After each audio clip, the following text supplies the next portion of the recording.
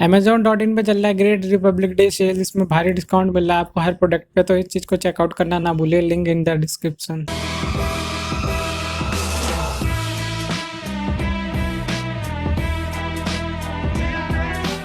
Biocon से जो 400 रुपये से नीचे आ गया है और उसके रीज़न बताया जा रहा है Q3 का रिजल्ट को लेके। लेकिन Q3 का रिजल्ट जब आप देखने जाएंगे तो देखेंगे दिसंबर 2020 की कंपैरिजन की गई है दिसंबर 2019 से, और बताया जा रहा है कि वहाँ से कमज़ोर हुआ तो इसलिए शेयर को नीचे की तरफ में किया गया। लेकिन अब इसकी क्लियर पिक्चर आप लोगों के सामने दिखाऊँ तो क्रिस्टीना एम्चर है, जिनका नाम मैं सही से प्रोनाउंस नहीं कर रहा, तो उसके लिए सॉरी। इनको बता दी ये CEO है, इन्होंने क्विट करा है। इनका लास्ट वर्किंग डेट 28 फरवरी तक ही रहेगा। अब इनकी जगह पे अरुण चांदवकर जी आएंगे और ये संभालेंगे एमडी का पद इनकी जगह पे। अभी आपके दिमाग में ये आ रहा होगा कि किस वजह से यार इतना क्यों गिर गया, जब Q3 का रिजल्ट खराब आया, क्विट कर दिया अगर सीईओ ने, तो इतना ज़्यादा शेयर की वैल्यूएशन कैसे गिर गई यहाँ से। मैं आप लोगों को कुछ चीज़ें क्लियर कर देता हूँ। पहली चीज़ जो मेरे दिमाग में आ रही है, इसका जो मैं पी जो देख रहा हूँ बहुत ज़्यादा है, 66 के आसपास में। और इसकी कंपैरिजन करके अगर मैं बताऊँ इंडस्ट्री के साथ में, तो वहाँ पे 34 के आसपास इंडस्ट्री का चल रहा था। ये काफ़ी आगे चल रहा था अपने पी रेशियो से। वेबसाइट ने आपको यहाँ पे क्लियरली तौर पे दिखाया भी है कि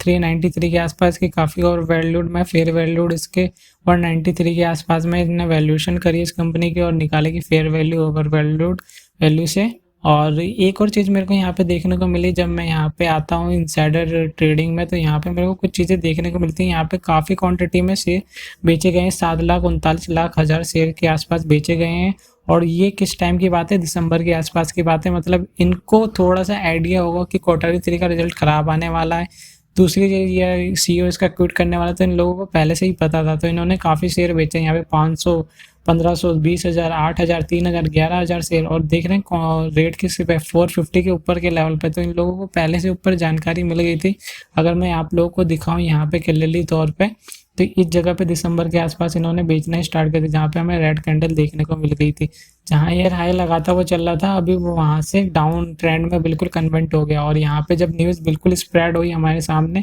तो एक पैनिक का सिनेरियो, और यहाँ पे मेरे को लग रहा है ऑपरेटर भी थोड़ा मैनिपुलेट कर रहे हैं इसे नीचे की तरफ में ले जाने की। और क्योंकि आप यहाँ से अपनी जो भी पोजीशन आपने बना रखी है उसको एग्जिट कर दें और यहाँ से ये फिर नीचे की तरफ में ग्रैब कर ले। तो मैं यहाँ पे कुछ पोजीशन मैंने बनाई है कि यहाँ पे सपोर्ट ले सकता है। अभी जो पहला सपोर्ट इसने लिया है 373 के आसपास में लिया है, अगर इस सपोर्ट को तोड़ता है तो मैं यहाँ से 361 का देखूंगा, जो कि पहले रेजिस्टेंस का काम करता था, फिर सपोर्ट बना इस वाले जगह पे। और अगर इसको भी तोड़ता है तो ये फिर से यहाँ से हमें नीचे के लेवल में आते हुए दिखेगा 250 के आसपास में। तो थोड़ा कोशिश रहिएगा, अर्ली एंट्री नहीं कीजिएगा कि शेयर काफ़ी अच्छा है कि यहाँ पे हम एंट्री कर ले जल्दी से और ये फिर ऊपर की तरफ में भाग जाएगा। तो कुछ चीज़ें ऐसी हुई है क्लियरली तरफ पे अभी यहाँ से बताया भी नहीं गया कि बायोकॉन की तरफ से क्यों CEO ने किया है, बस ये प्रोफेशनल डिफरेंसेस बता दिए। या फिर कंपनी की स्ट्रैटेजी है कि यहाँ पे जो इतने ऊपर में जो शेयर चल रहा है तो यहाँ पे अपने बंदों को शेयर दिलाने की बात हो गई या फिर कुछ ऐसी हो गई शेयर में, अगर ये खुद एंट्री करना चाह रहे हैं या फिर क्या कुछ स्ट्रैटेजी इन्होंने ज़रूर लेके आई होगी। तो अभी हम इसमें एनालाइज करेंगे क्या इस वैल्यू में से लेना बनता है कि नहीं बनता, और इसकी फंडामेंटल्स को एक बार देखेंगे क्या लॉन्ग टाइम के पर्पज से ये शेयर चल सकता है कि नहीं चल सकता। क्वार्टर रिजल्ट पे देखेंगे तो यहाँ पे काफ़ी स्टेबलाइज ये 1800 करोड़ और यहाँ से 1100 करोड़। अगर जून 2018 से बात करें तो यहाँ से क्वार्टर रिजल्ट अप्रॉक्स एवरेज में ये मान के चलिए 1100-1200 के आसपास में ही मेंटेन करते हुए चला है इन्होंने, और काफ़ी ठीक है इसको मेंटेन करते हुए आ रही है। लेकिन अभी इसके फिगर्स को हम बैलेंस शीट में देखेंगे किस हिसाब से इसकी परफॉर्मेंस चल रही है, वहाँ पे आपको क्लियर पिक्चर देखने को मिलेगी। जैसे कि मैं आप लोगों को दिखा दूँ, यहाँ पे बैलेंस शीट में मैं आ गया हूँ और यहाँ पे बहुत ही अच्छी चीज़ मुझे देखने को मिलती है कि 600 का शेयर कैपिटल पे यहाँ पे 6100 करोड़ के आसपास इनका रिजर्व्स है, और बहुत तगड़ी बात होती है ये रिजर्व अच्छे खासे हैं, लेकिन इनकी लाइबिलिटीज़ भी काफ़ी अच्छे तरीके से बढ़ी है। तो यहाँ पे मैं मान सकता हूँ कि शेयर की वैल्यूएशन काफ़ी ज़्यादा ऊपर में है, और मैं भी इसको मानता हूँ कि 250 के लेवल पे अगर ये आता है तो बहुत ही अट्रैक्टिव प्राइस रहेगा। लेकिन अगर आप यहाँ पे अर्ली एंट्री लेंगे तो आपके लिए ख़राब रहेगा। यहाँ पे फिक्स एसेट्स की भी बात करूँ जो कि वो भी बढ़ती हुई दिखाई दे रही है, 8000 करोड़ के आसपास में है। और यहाँ पे अगर मैं रिजर्व एंड सरप्लस की बात करूँ तो 6000, तो अप्रोक्स 14,000 करोड़ अप्रोक्स मोटा मोटा मैं इसमें देख रहा हूँ। और यहाँ पे अगर मैं इसकी कंपैरिजन अगर इसके मार्केट कैपिटल से करूँ 47,000 करोड़,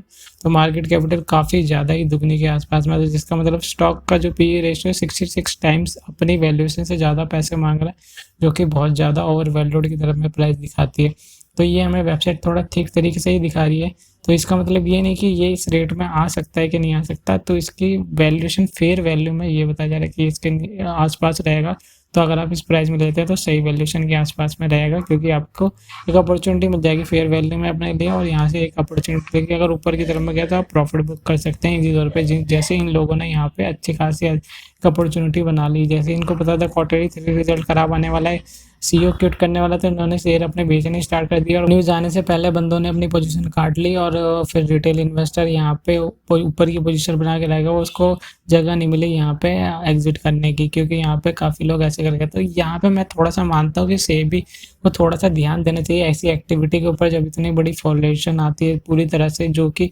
यहाँ से अगर मैं मान के चलूँ ये कितने 6-7 हफ्तों का है, और ये एक ही हफ्ते के अंदर अंदर ये इतने ज़्यादा नीचे की तरफ में डाउन की फॉल में दिखा गया, तो ये थोड़ा सा कंसर्न पॉइंट दिखाता है कि ये शेयर इतने नीचे की तरफ में आया, तो सेबी का थोड़ा ध्यान जरूर जाना चाहिए। रिटेल इन्वेस्टर यहाँ पे लॉन्ग टाइम के हिसाब से रहता है, और फिर से मैनिपुलेट करके उसी को पैसे को आप मैनिपुलेट करके नीचे की तरफ में ले आते हो, फिर कहते हैं कि मार्केट ही खराब है। तो यहाँ पे थोड़ा सा ध्यान देना चाहिए सेबी को भी, रिटेल इन्वेस्टर के बारे में सोचना चाहिए। अगर वो इस पोजीशन में है तो ऐसी एक्टिविटी को भी कैच करना चाहिए, जिससे कि जो ये इनसाइडर वाली जो चीज़ें हुई हैं रिटेल इन्वेस्टर का नुकसान ना हो, क्योंकि ये तो एग्जिट कर दी अपने बड़ी बड़ी पोजीशन, लेकिन जो छोटे इन्वेस्टर्स हैं जिन्होंने 100 या 200 क्वांटिटीज में ले रखी है वो थोड़े फंस जाते हैं। रिटेल इन्वेस्टर से मेरा थोड़ा ध्यान ये रहेगा कि अगर स्टॉक का पी रेशो अपने इंडस्ट्री पी रेशो से थोड़ा सा अगर इधर उधर होता है, मतलब उसके काफ़ी दूर में दिखाई देता है, तो आपको थोड़ी पोजीशन अपनी कम कर लेनी चाहिए, थोड़ा प्रॉफिट बुक कर लेना चाहिए। ये लालच में लेना चाहिए कि शेयर डबल हो जाएगा तभी जाके हम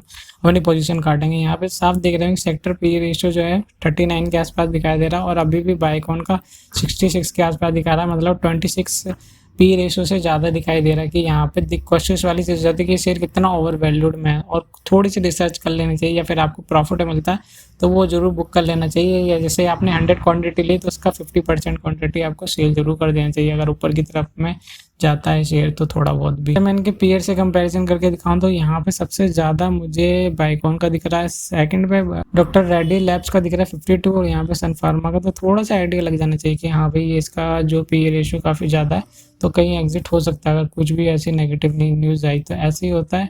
जैसे कि आपने अभी देखा कि निफ्टी में इतना ज़्यादा वो ऊपर की तरफ में चला गया, थोड़ी सी अगर नेगेटिव चीज़ आती है तो वहाँ से वो फॉल आउट करना स्टार्ट कर दिया, जैसे कोरोना के टाइम पे बस कोरोना का एक नाम ही आया, ऊपर की तरफ में बढ़ता ही चला जाता, लेकिन एक छोटी सी नेगेटिव चीज़ आके उसे काफ़ी नीचे से खींच के ले गई। तो इसके साथ बाइकॉन के साथ भी ऐसे भाई काफ़ी ऊपर की तरफ में जाता, तो बस इसको छोटा सा एंड चाहिए था कि नीचे गिरने का, और यहाँ से इसे तेजी की तरह से गिराया गया है शेयर। कंसर्न ये आ जाता है कि शेयर ये लॉन्ग टाइम के लिए परफॉर्म करेगा कि नहीं करेगा, क्योंकि मैं इसके देख रहा हूँ 2011 से देखता हूँ इसकी परफॉर्मेंस काफ़ी अच्छी तरीके से बढ़ती हुई नजर आ रही है, और जिसकी मैनेजमेंट है ठीक तरीके से काम कर रही है, और ऊपर की तरफ में प्रॉफिट जो लेके जाते हैं। तो ये छोटा मोटे इंसिडेंट्स आई है, तो इसको भी थोड़ा ध्यान में लेकर चलिए, क्योंकि आप ही शेयर को इतना ओवर वैल्यूड कर देते हैं, इसी वजह से ये शेयर नीचे की तरफ से एकदम से धड़ाम से आ जाता है। थोड़ा इसमें भी कोशिश कीजिए, अगर एक अच्छी अपॉर्चुनिटी मिलती है नीचे की तरफ में, अगर 300 या 250 के बीच में आपको कुछ लेवल्स मिलते हैं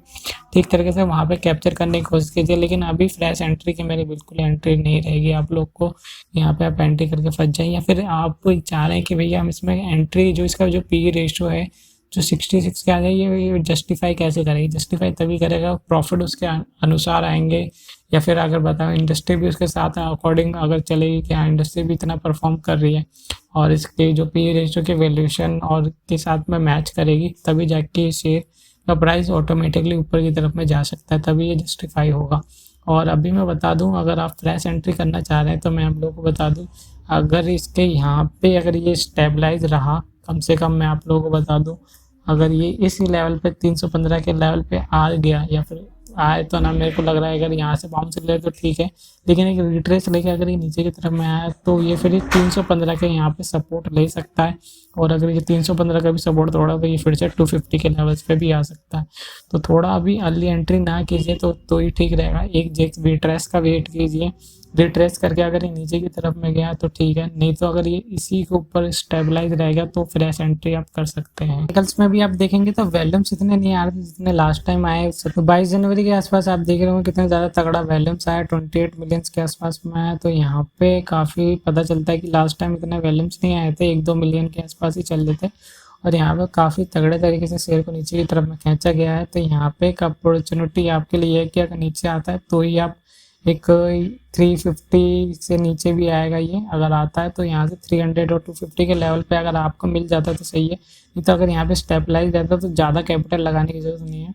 क्योंकि यहाँ पे रिट्रेस लेके नीचे की तरफ भी जा सकता है। तो मेरी यही रियायत रहेगी, अगर से आप 300 के लेवल के नीचे ही देखें तो ज़्यादा बेटर रहेगा, और यहाँ पे एक अपॉर्चुनिटी भी मिल जाएगी। थोड़ा ये कुछ ज़्यादा ही